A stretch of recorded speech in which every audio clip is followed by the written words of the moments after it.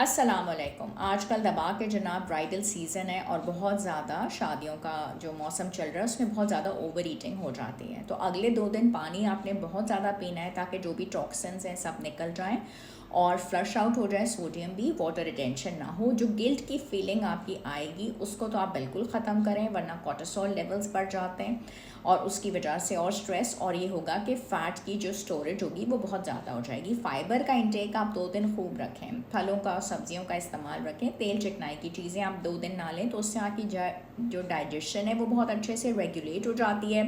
Cravings भी आपकी control में रहेंगी और बावल मूवमेंट्स रेगुलराइज रहेंगी।